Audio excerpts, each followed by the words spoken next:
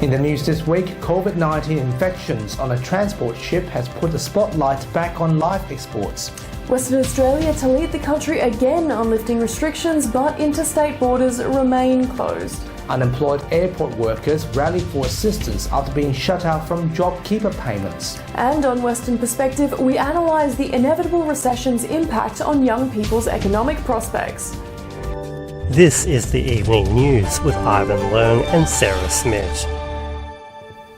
Good evening. The arrival of the Al Kuwait ship into Fremantle Port has seen the live export debate reignited. Activists demand an end to the live export industry, while the Pastoralist and Grazers Association supports the trade.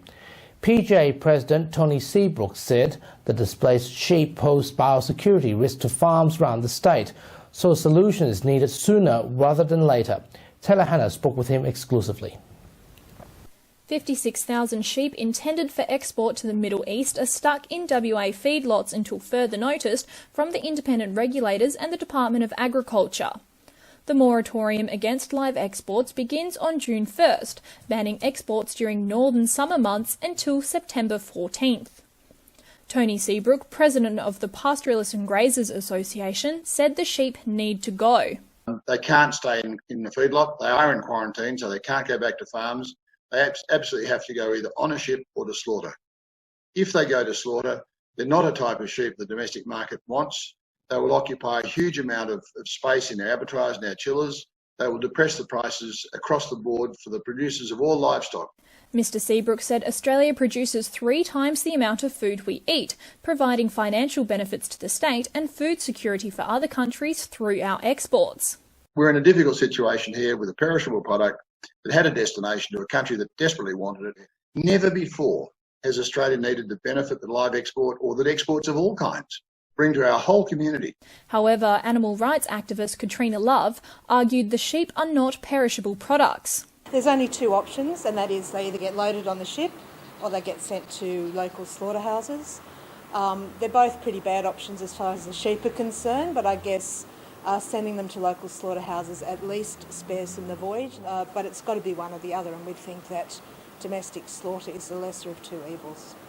It is reported a ship off the coast of Africa is awaiting confirmation to carry out the export.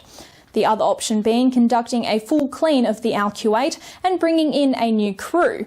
However, this could take several weeks, in which an exemption to the ban would need to be granted. The independent regulators will have the final decision. Taylor Hannah, WAMN News. Questions over whether or not sheep can catch and transfer coronavirus to humans are raising concerns. But AMA-WA President Dr. Andrew Miller said the sheep pose no risk of further infections. Dr. Miller also said there's been no recorded incidences of any kind of animal transferring the virus to humans. I think the chance of COVID-19 spreading to sheep is theoretically there, but it's not a practical problem for humans or people who are around sheep. Neither does it seem to be a practical problem for sheep. It doesn't seem to be transmissible through the food chain, so the most likely way you'd catch it off a sheep is if someone who had COVID sneezed onto a sheep and then you touched the sheep and got those droplets. That would be possible. There are instances of mammals other than humans catching the virus, particularly cats as I understand it, having a mild illness but not being able to infect humans from that illness. Seems to be there's no recorded incidence of any kind of pet or animal transferring this back to humans. So the risk is from other people, not from sheep or other animals. Western Australia is again leading the nation with more coronavirus restrictions lifting. Premier Mark McGowan says that it's our strict border closures that are allowing us to get on with the new normal. Reporter Helene Fung has the details on Stage 3. Western Australians will be able to return to pubs, gyms and saunas next week as Stage 3 kicks in on Saturday. From the 6th of June, up to 100 people will be allowed to gather for non-work indoor and outdoor events, with wellness and entertainment services such as cinemas, TABs, nail salons and massage services back in business. The Premier said that WA's interstate border controls would not be removed for some time. Our strong border controls have been our best weapon in this fight. Our hard border with the east continues to serve us well and protect Western Australia with infection. The Australian Medical Association says that the key to reopening is maintaining vigilance. That if we can keep stable epidemiology small outbreaks and widespread testing, then this kind of easing of restrictions, hopefully we won't have to go back in the other direction. Helene Fong, WAMN News. A group of unemployed airport workers are demanding to be supported like other employees impacted by COVID-19 after being excluded from Jobkeeper payments. The NASA employees rallied outside Federal Industrial Relations Minister Christian Porter's WA office, joining the Transport Workers Union, after they were let go and told to access the Jobseeker program. They say Jobseeker isn't enough and want Mr. Porter to hear the impacts to their families, calling for his assistance. It's not up to us where our employer came from.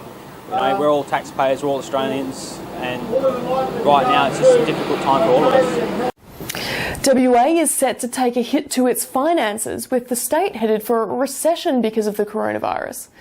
WA is expected to take a $12 billion hit to its economy and contract by 3.1% next financial year, while government revenue will drop $1 billion in July 2021.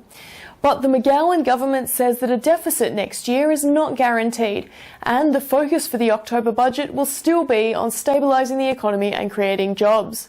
So as a result, we are expecting much smaller economic growth for 1920 and an economic contraction in 2021 before returning to growth beyond that, which is consistent with the IMF and other international forecasters around the likely profile. Police are calling for information about an offender who indecently assaulted a young mother as her 5-year-old son slept next to her. The attack took place in the early hours of Sunday morning after the man used a screwdriver to gain access into the woman's house. Police are searching for witnesses they believe may be able to assist them with their inquiries. Anyone with information is asked to call Crime Stoppers. We do not want this to reoccur in the future, so that's why we're appealing for any members of the public who have any idea who these people are to please contact police. US President Donald Trump has signed an executive order trying to prevent what he calls censorship by social media sites. The move has been widely seen as a retaliation after Twitter added a fact-checking link to one of the president's tweets.